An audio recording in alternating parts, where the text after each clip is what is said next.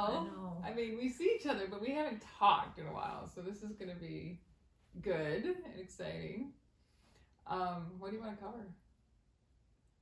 Should we start with you want to start with free speech or the Middle East? Where do you want to go? Free. The issues of the day. Yeah. Let's talk. Or we can talk about the Kardashians. Oh my God, I don't know anything about the Kardashians. Really? Good for Seriously. you. Like you completely. Well, I know their names and that they're very rich, but I've never watched the show or anything. Right. I'm not interested in this kind of. Good for you. Good for you. I did a pretty good job avoiding them, and then once my mom, I was hanging out with her once in Arizona, and she's like, I don't know why, but I like this show, and so I sat. It was like years ago, like one of the original show. And then, so I then knew, like, I'd heard of them, but now I knew their names or whatever. But I feel like it's hard to avoid. Well, yeah, it's hard to avoid, but like if I see them, I'm not curious to see what's happening with their lives, you know? I know that Kim was married to Kanye West, so she has kids with him. Yeah. The Beige Empire. Yeah, and I saw some SNL spoofs. So when you see a spoof, do you get the jokes? Well, of course, because they make fun of how vapid they are and how ridiculous they are. So yeah. All right. So yeah, it's just general. Yeah. Do you think like someone who doesn't know anything about them, and I guess I'm part of that. I hope I'm someone who doesn't know. Do you think their influence is as strong as it ever was, or do you feel like it's waning in our culture? Tell you seriously, I don't know. Well, they have millions of followers on Instagram, so I don't.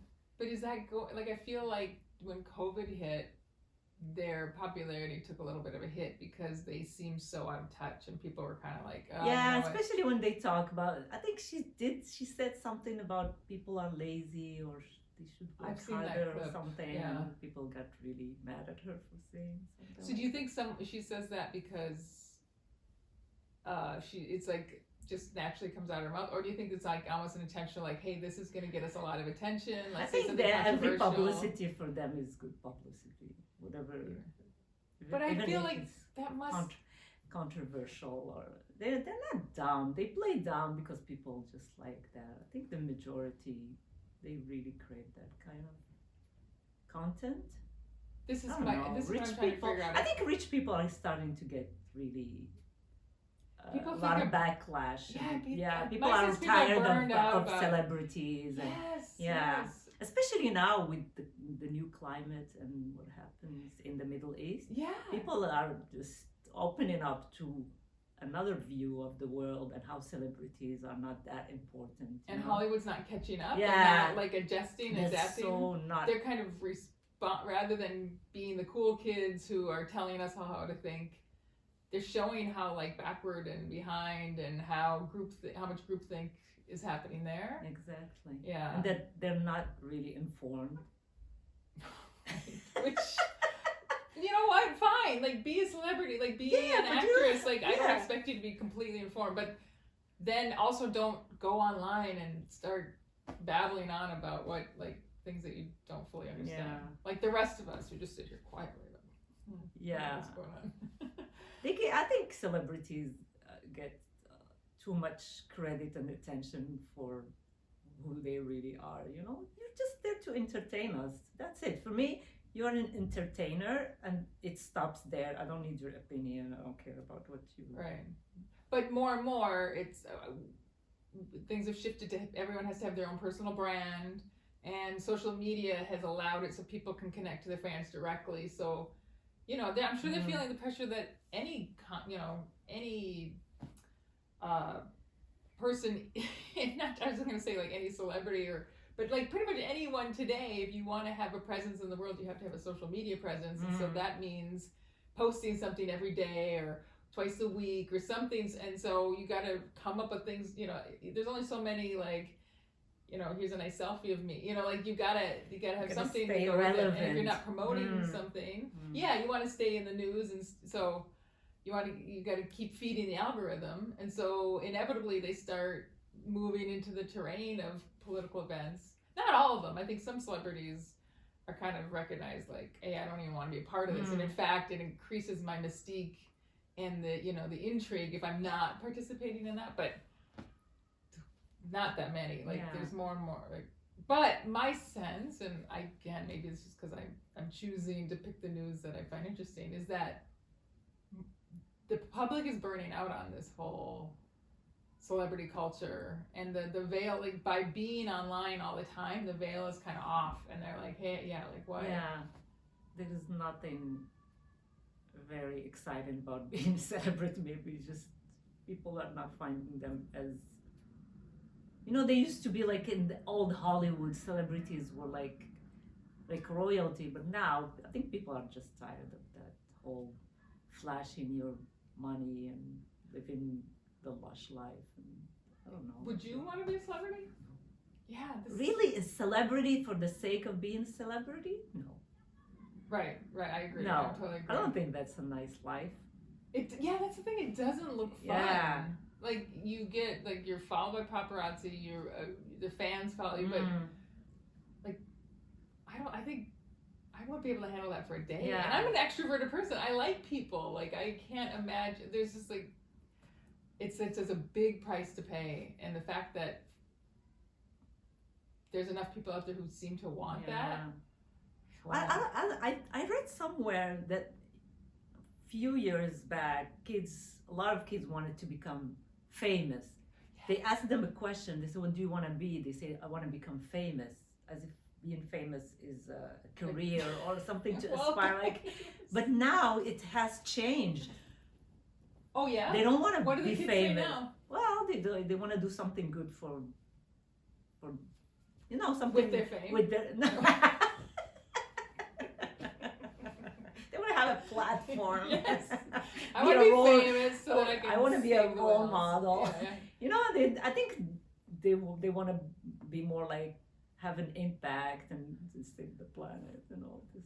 You're right. So that's interesting because the kids are following the same path as middle-aged people, where there's this big purpose gap. Like people are wanting to have some sort of purpose. It's not just enough to make it money, right? Like especially if that job keeps you away from your home, keeps you away from your kids, keeps you away from your pets. Like if it's not also meaningful and have some sort of purpose, like more and more, like I feel like I don't feel the numbers are pretty clear we're at a tipping point with this, and this must be part of why people are kind of removing themselves from the normal 9-to-5 job. Well, there's a shift. I feel like people are more aware of what's happening and the issues, and I think there's a shift. This new generation is more humane. I think that's how I feel. I don't know, I'm just saying that. Like, no, I think there's something to it. Yeah. I mean, when they're more aware of what happened, like with older generations, that the future doesn't look bright for them. And they're trying to correct that. Right. Yeah. This thing that our age and the people a bit older than us, we were told, like, if you go to college, get the degree, get the good job, you know, marry at a certain age, then you've got this retirement package, like everything's okay, you know. But that's not true anymore. And so the kids, they're not even no one's even trying to sell them that lie. They're like, go to college, buy a house. Are you kidding? Like, do I look like I'm 60 years old? It's the only people who can afford to do that. So, I guess if you're born into this whole late stage capitalism, and you're just seeing these systems just crumbling all around, and we can't even pretend that it works anymore. Yeah, it's refreshing that these kids are like, I mean, I suppose they don't have any choice. Like, this isn't working, so I might as well spend my days doing something I actually enjoy rather than working towards this imaginary, potentially possible, but probably not retirement that may or may not happen. So you feel like, well, do you want to talk about your kids specifically? My kids? Yeah. Oh, well, like in which regard? Well, your kids are kind of hardcore, not hardcore, but like they're like my kids. I think a lot of kids, like, if you ask my kids, like if you had to choose between like American style democracy or communism, they'd be like, oh yeah, my son, my oldest is a socialist. He talks about Marx and all this stuff. He hates capitalism with all his might. Like he's just he told me like I would never live in the US. Even if I found the best job, I would never move to the US. Like not having healthcare for him is just mind-boggling. His line in the sand. Yeah. It's like at least here everybody have healthcare. At the very minimum. Yeah, at the very minimum. It's not the perfect one, but at least. So he is like he's like. And that didn't come from you. Yeah. It's not like you were raised him preaching him. Yeah. Like, no, this is him. Just how he studies, his curiosity, what he reads, what he listens to, and he really is naturally inclined. Yeah, and they're more. I feel like they have a lot of empathy, towards. So the split between it has to be a response to this hyper materialistic. And to I guess that's what the Kardashians represents is like that peak, famous for the sake of being famous, wealthy just for the sake of being wealthy. Like it's like what are they bringing to this world? Like if you think about it, like what is it that's valuable to being a Kardashian? They're just selling makeup and clothes. But they're using their fame to sell. Yeah. It's not like they got famous because they had these good products that people like. Yeah. Yeah, it's like they switched the formula.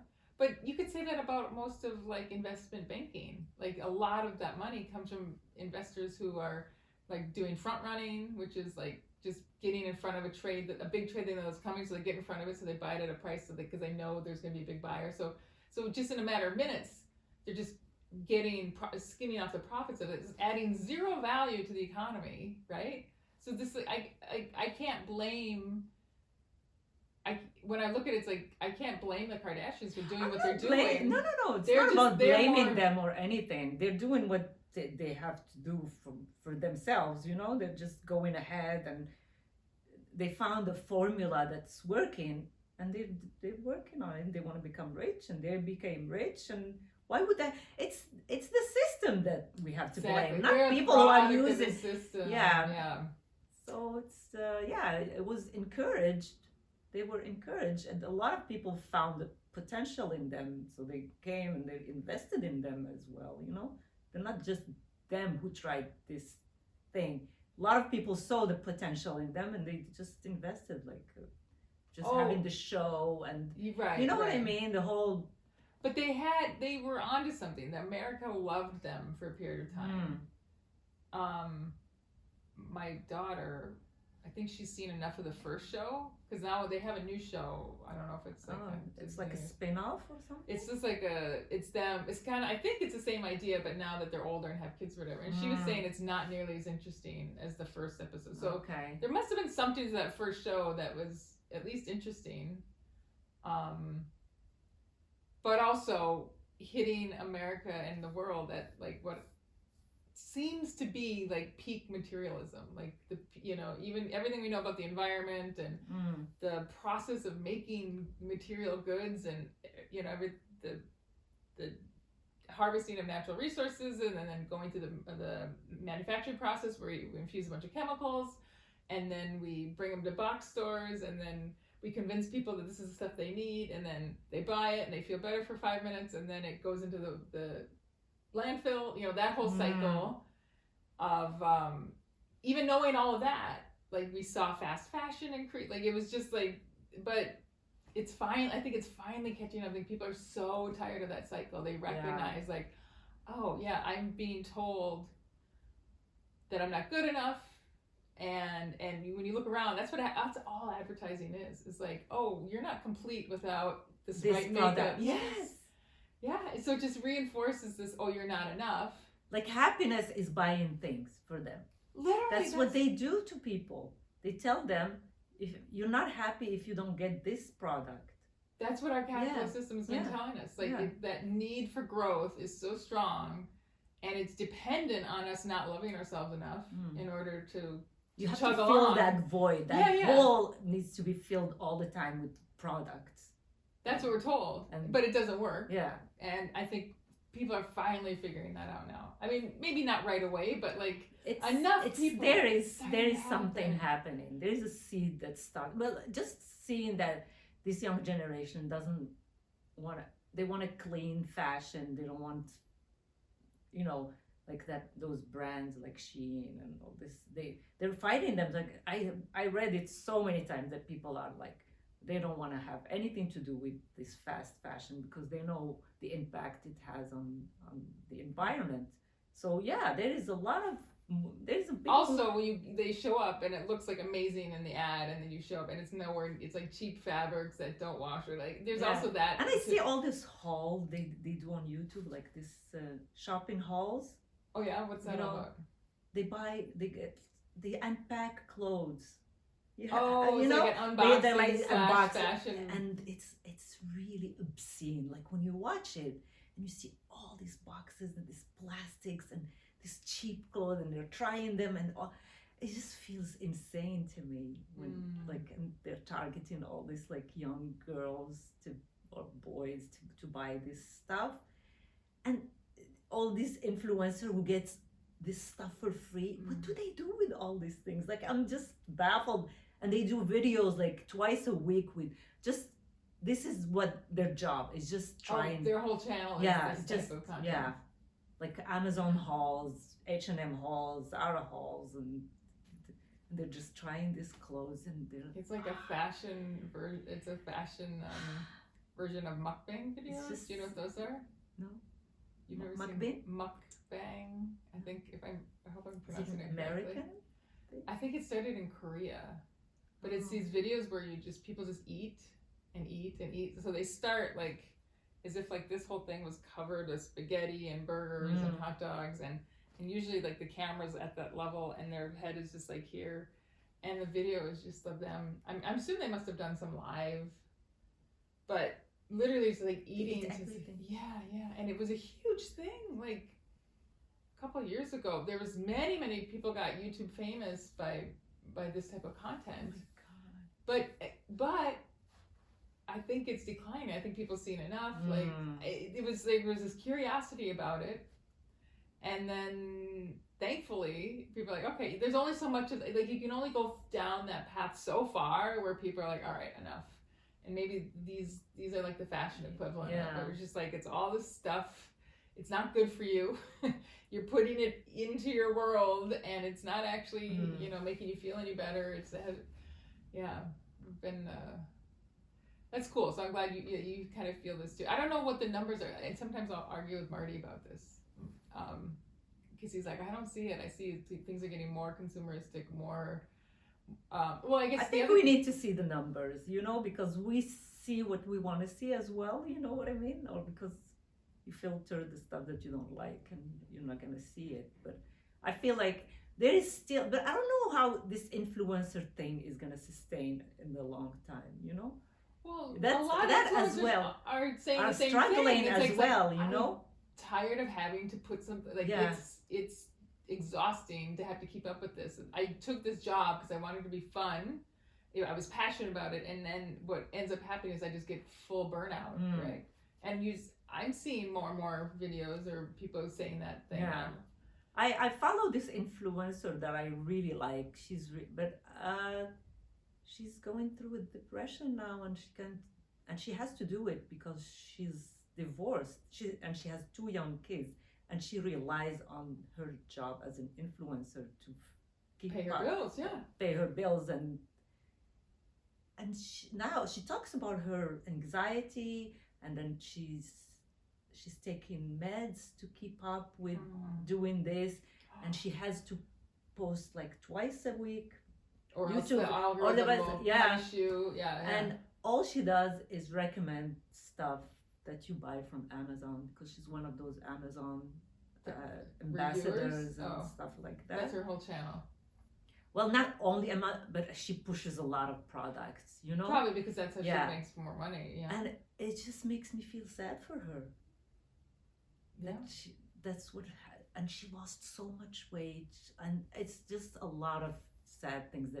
And I'm following her because I like her. I feel like she's very genuine, but at the same time, it's like a study to me that to see what this world is doing to people. Like this is just right, just insane. as like an observer of Yeah. not the content, but what because I don't care about the doing. products and all. I've never bought anything that she suggested. That I don't care Right. about this stuff, but it's just the way everything unfolds in front of my eyes, and I'm like, this is really.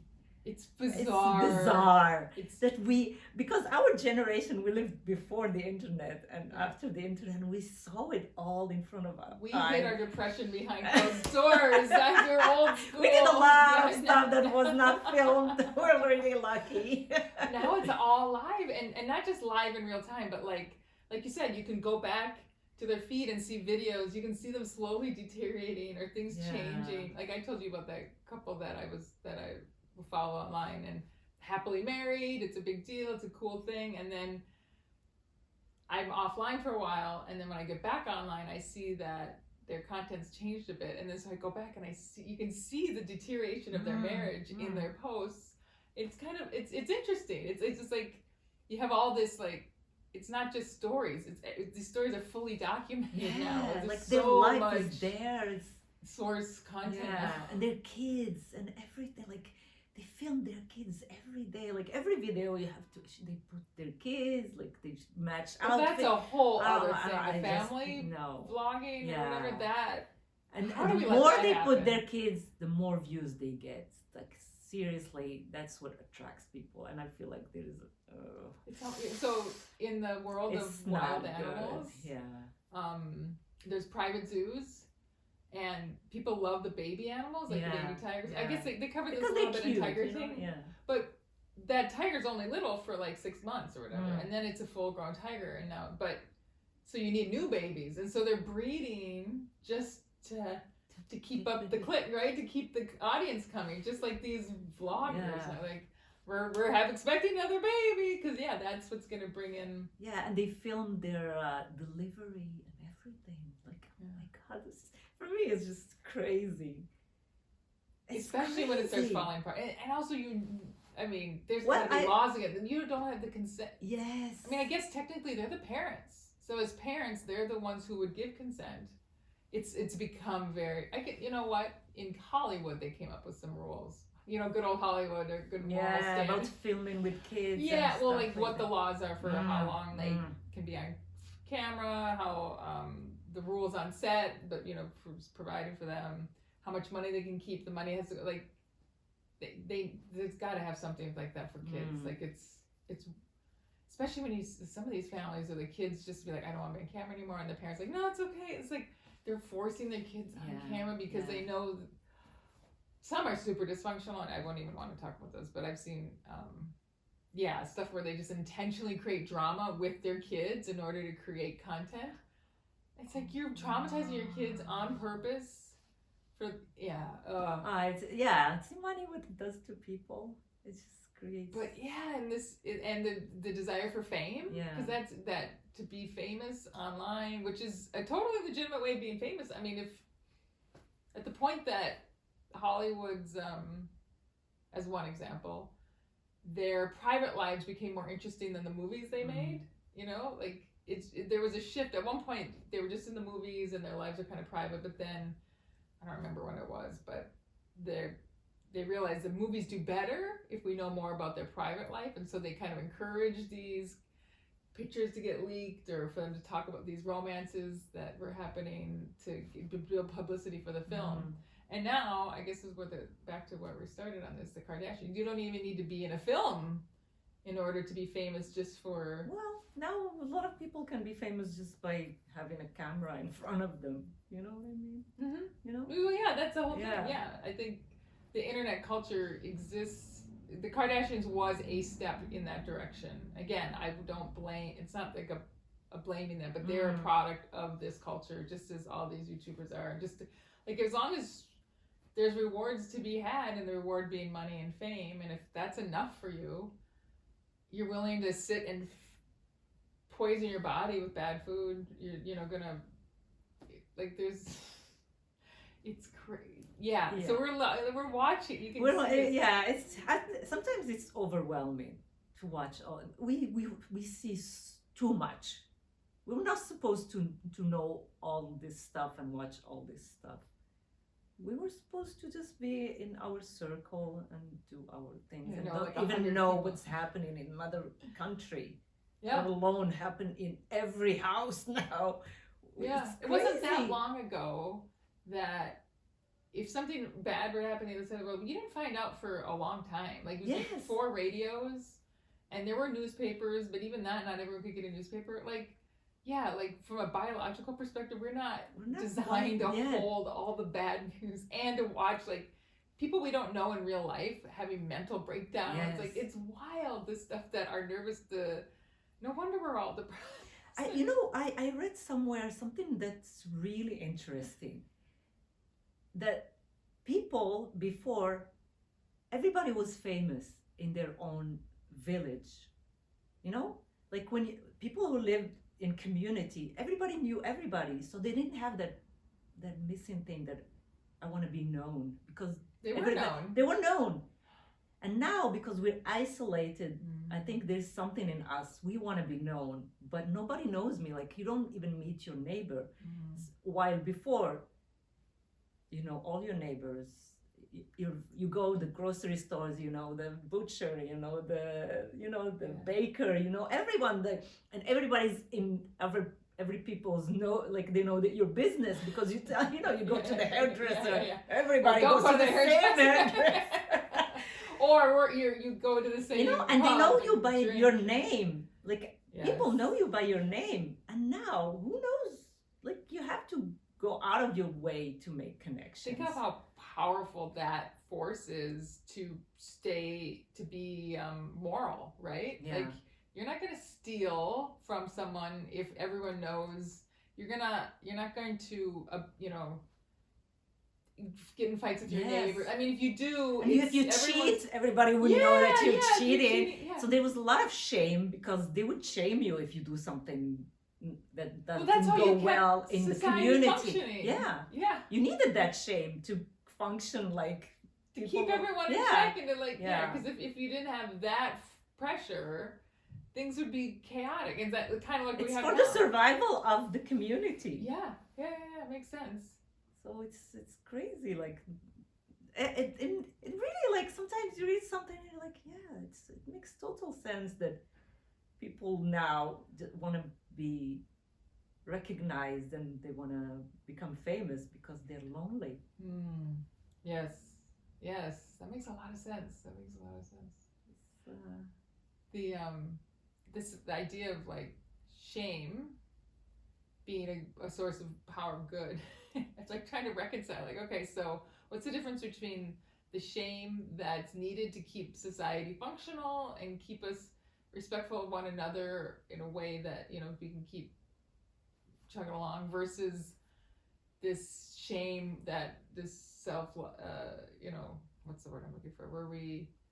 That shame that keeps us low and gives us negative self-talk. And I wonder, there's a healthy shame and unhealthy shame, maybe? Yeah, what's the line there? Or maybe they're different things, but we just use the same word for them. I don't know. I'm curious. I'm sure someone's...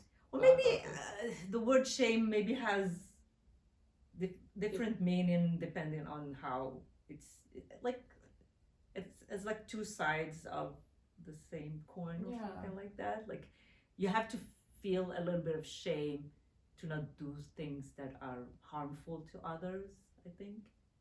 And that self-shaming, like I am not worthy or something, like, or like, I don't know, it's just, I'm not a What's psychiatrist. the difference between shame and embarrassment? Are those different things? I don't know. Yeah, because like, it's not like, maybe there's been times in my life where I've seen people like oversharing online or doing things that are just and I think like we need more shame in this world. Yeah, exactly. Like what happened to shame? I agree with you. But now that I've like this whole spiritual awakening thing that I've been going through, it's like shame is a big thing, that a big part of your personal growth comes from overcoming shame. And so it's like, what's the good shame? What's the bad shame? Yeah, so I think sometimes when I see people they show stuff that they do with their husbands, and they're in their bedroom and they're doing all this. I'm like, what's the line? Like, when are we oversharing? Yeah, that's too much. Yeah, I when I see people oversharing in the like just things that are just way too personal, or just people who post all the time, talking all the time. It's like, who are you talking to? Like, they're having this conversation, and yeah, maybe they're getting responsive, but it's wild. And again, like there was a time in my life where I was posting a lot, was putting little comments on, and yeah, I mean, people would get back to me, but thankfully, and this is, I look back now, it's like at the time I was like feeling bad that I wasn't getting more traction online, but now I look back and I'm so glad I didn't, because if I'd actually had a following or it would be so much harder to get offline if I actually had something to get off from. But for whatever reason, people didn't like me as much. I think what actually happened, and this is going to sound a little conspiratorial, but when the Occupy Wall Street happened, I immediately got excited about it as soon as I learned anything about it, and I started posting about it. And Facebook almost immediately started hiding my posts.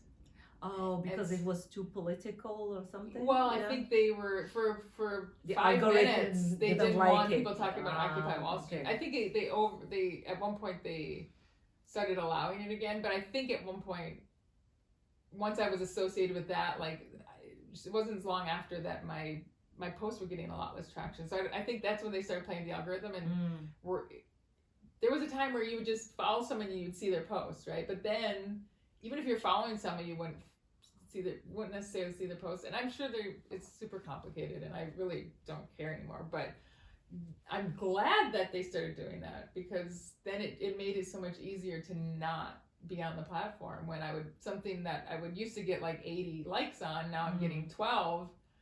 It just makes it much easier to not be on the platform. So anyway, long story short, there were no story long. I'm not sure what I was saying. I don't know. Story.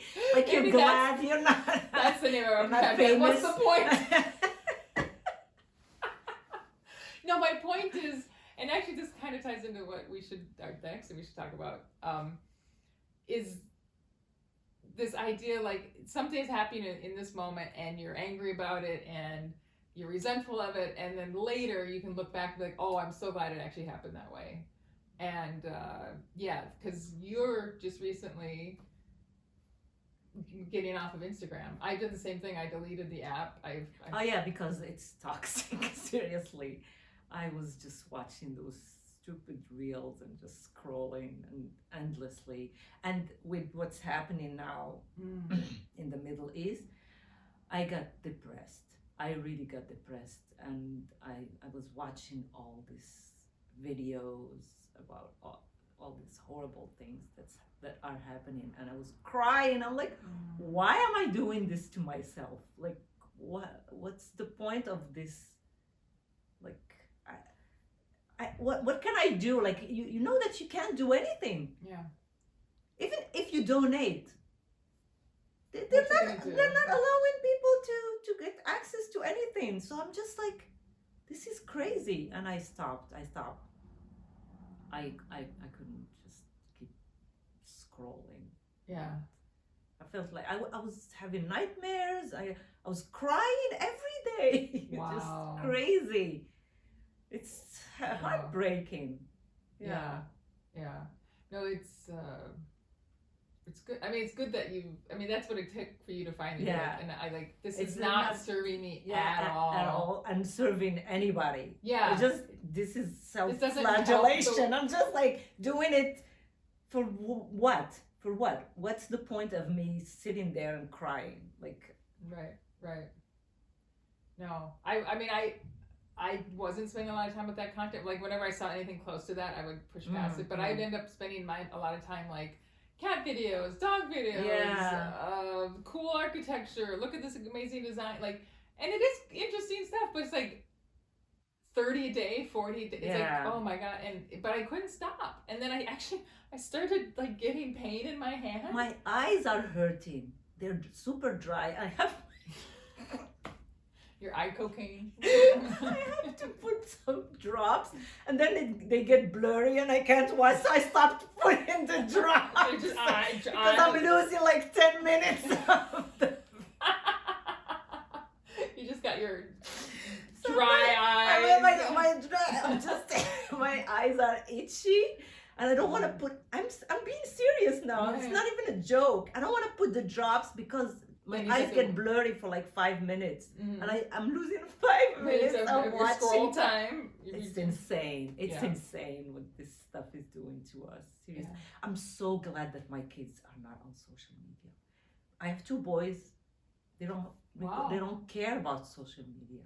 You know, my son's not on it at all either. I think boys are a bit different. Maybe I'm not gonna. My girls post a tiny bit at a time. But I feel like they couldn't care less about social media. Yeah.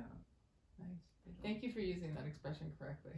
Which one? Couldn't care less. Oh, when people say could care less, you're using it wrong. That's not how you say it. I speak perfect English for Moroccan. Yeah, your English is quite amazing. Thank you.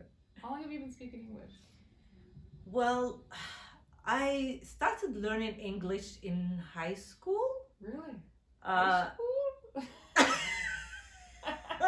That's my perfect English now. Shut up. No, I love you. I know. I don't care. I don't care. The first time, it was like in what's grade for the Americans, like 9th grade. 9th would be our first year of high school. Yeah. So, and it was just like the beginning, like So prior to that, you didn't speak any. Never. Wow.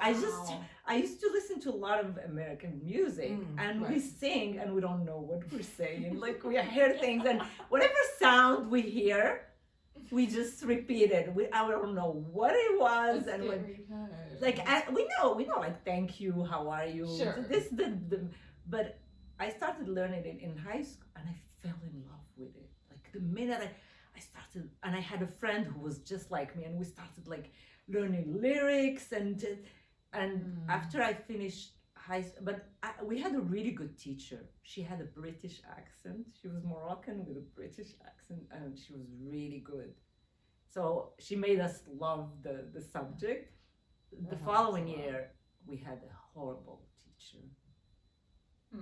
Isn't it amazing what a good teacher? Yeah, but after that, when I moved to Saudi Arabia, I had to speak English because most of our friends were Americans or Australians or the Brits. So I went to the British Council and I took lessons, and that 3 months I started watching everything in English, movies. Listening to the radio, everything, and I became fluent. Wow. Yeah, I started reading. It really is an easier language than the languages you already spoke. Yeah. Is Arabic is a hard language? Is it known for being difficult? It's a very hard and language. French is not the easiest language. It's a hard language as well. So I started backwards. I started with 2 hard languages, and English was What's the walking benefit apart. of a hard language? Like, are you able to say things in French or Arabic that you can't even say in English because it's not as advanced? It's not about advanced. It's about like the rules are harder because, let's say Arabic. First of all, Arabic alphabets are different. You know, it's not even the same, and we write from right to left. It's like the most opposite. Yeah, and the sound of the letters, the rules are really hard. We have like little things that we write on top of or the bottom of each letter to know if you're gonna say ma or me or mo or mu. Wow. You know? Oh, so each there's a consonant, and then you mark if the vowel following and you need to know, depending on the word that comes before, how you're gonna sound the word at the end. In front of it. Yes. And there are rules to it, and you have to learn all these rules. And for me, it was really logical, and Arabic was really a really hard language to learn. Like for us Arab speakers, the rules are really hard. So it makes you think, and you have to learn a lot of things to make. And you know, conjugaison, conjugate. I've heard of it. You have the feminine. In Arabic, you have the singular, the two people. This plural. No, the two people. It's plural, no? And then the plural. What? Yes. Like if you talk about one person, or two the people. verb is for one person. Is feminine or masculine. For two people, it's feminine, masculine, and for two people. For two people. Like how the verb is going to sound. sound. Conjugation for there's three and more. Three or more. Whoa. Yeah, and feminine or masculine. They were like doing it one person. Okay, yeah. two. I don't know why Let's two. create a third one. Like, wait a minute. We can't just keep doing different conjugation for the number of people involved. So they got smart. And you have the same for French and Arabic. You have the objects. They are feminine objects and masculine objects. They're not neutral like in English. Okay. You know. Yeah. So as an American who only speaks one language, I feel dumb. Yes. For sure that, just especially living here. Fair enough.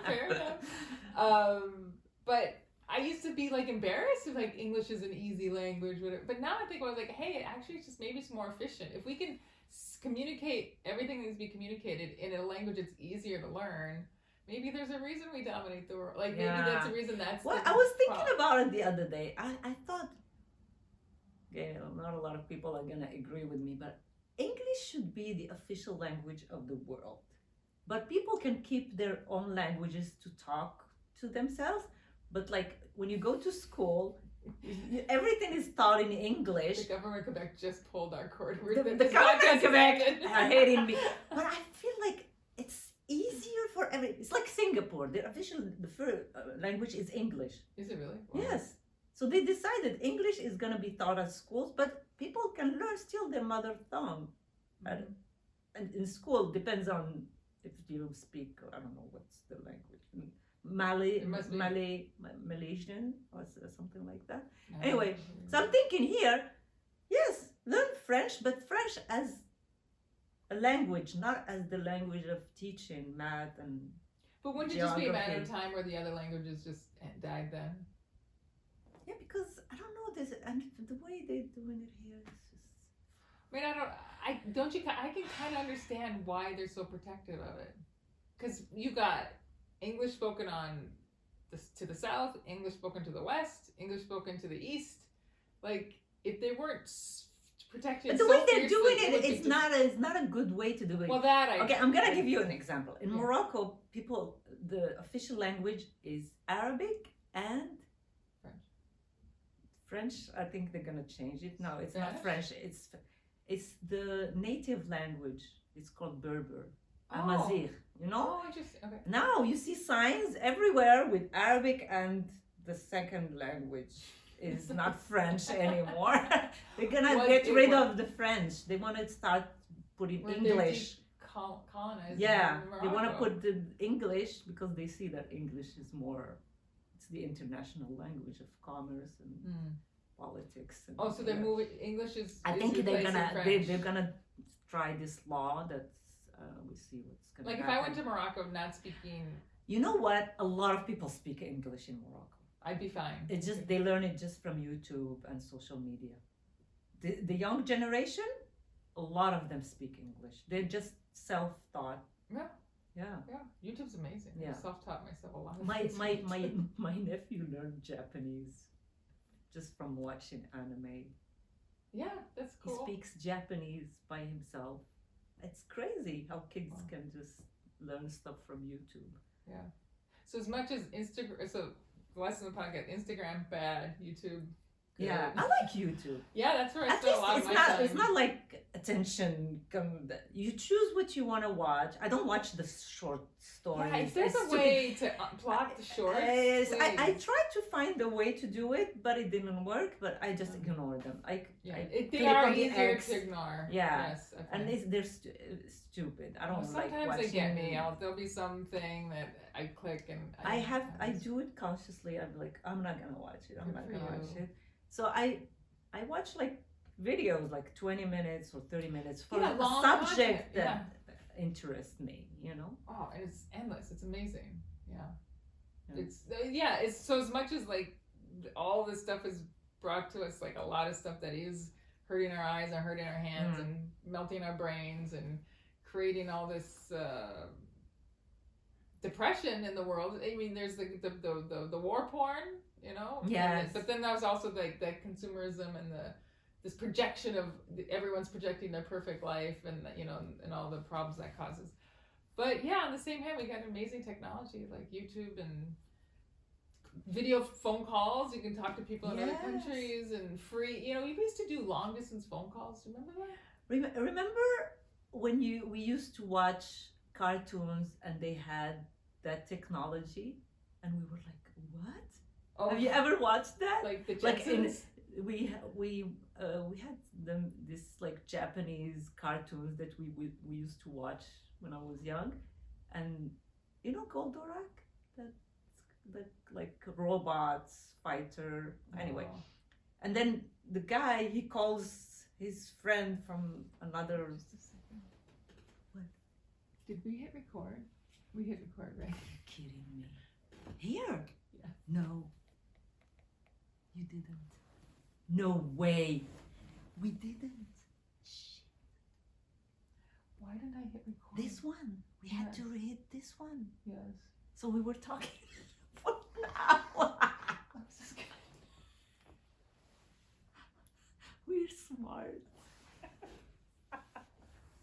Jesus, leave me alone. We do have this. It's just not going to be as good. We'll have the video. We'll have the audio. It just won't be quality audio. The mics are just. I am so sorry. It's not your. I didn't even. Well, I clapped and everything. I didn't see it on the list that we had to hit record on this one. Well, there's a. You should have told me. Well, we'll put it on the list, but yes, we were testing it. No, but I swear I didn't know that we had to hit record. Like, this is not an information I knew. Okay. No, I should have known it just so I can, you know, I can check. We need to know all the information, both of us. All right, so let me test what the camera. What the fuck are we gonna do now? I love this conversation. This was good. This was good. All right, folks, we are done with this one, right? And we're just it's gonna be low quality audio. I'm sorry.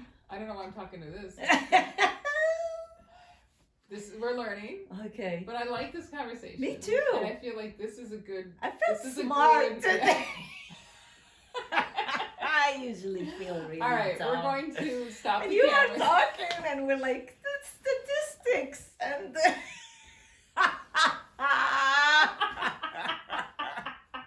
we're like sociology. Look at how Look sophisticated at analyzing the society's illnesses.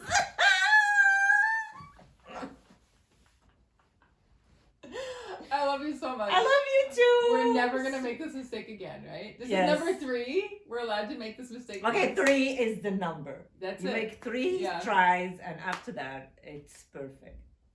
Yeah. The first 2 we had mistakes. Yeah. The second one was pretty good, I found. Yeah, the framing was a little wrong. Anyway, we're learning.